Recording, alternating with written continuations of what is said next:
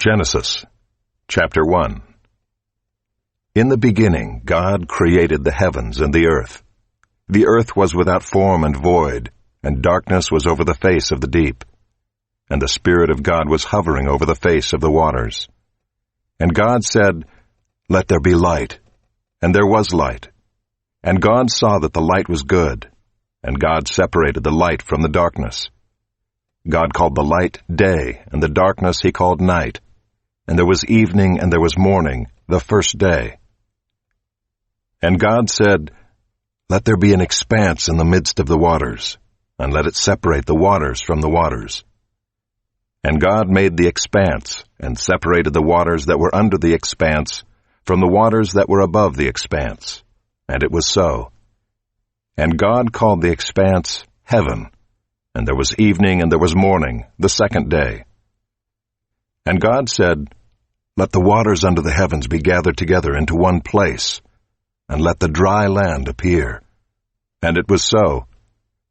God called the dry land earth, and the waters that were gathered together he called seas. And God saw that it was good. And God said, "Let the earth sprout vegetation, plants yielding seed, and fruit trees bearing fruit in which is their seed, each according to its kind on the earth." And it was so.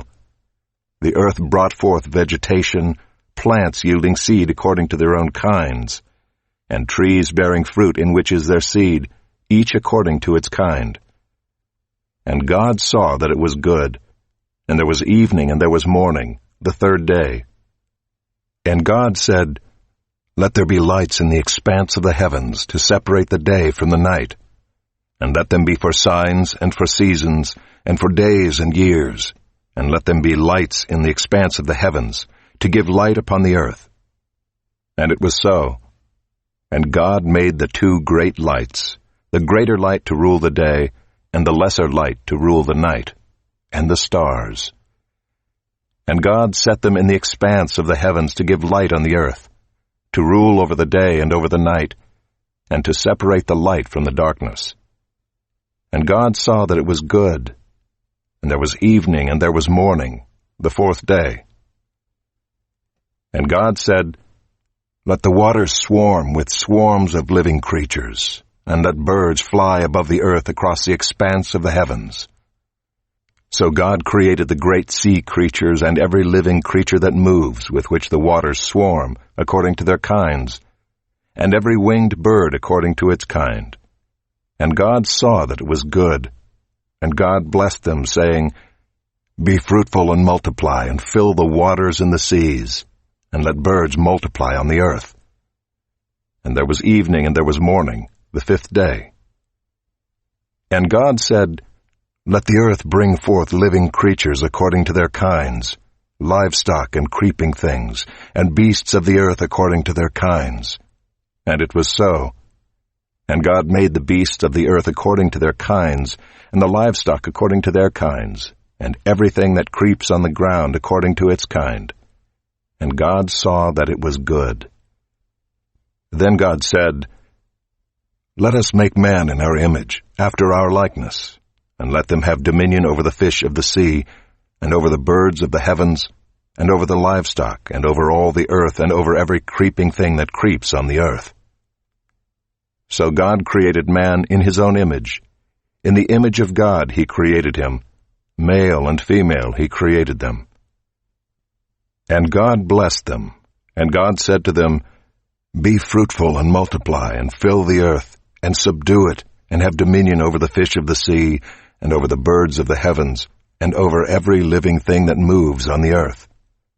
And God said, "Behold, I have given you every plant yielding seed that is on the face of all the earth, and every tree with seed in its fruit. You shall have them for food. And to every beast of the earth, and to every bird of the heavens, and to everything that creeps on the earth, everything that has the breath of life, I have given every green plant for food." And it was so. And God saw everything that he had made, and behold, it was very good. And there was evening and there was morning, the sixth day.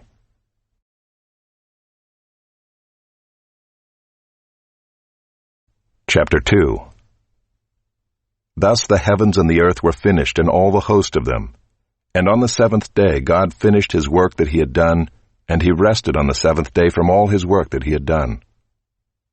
So God blessed the seventh day, and made it holy, because on it God rested from all his work that he had done in creation. These are the generations of the heavens and the earth when they were created, in the day that the Lord God made the earth and the heavens.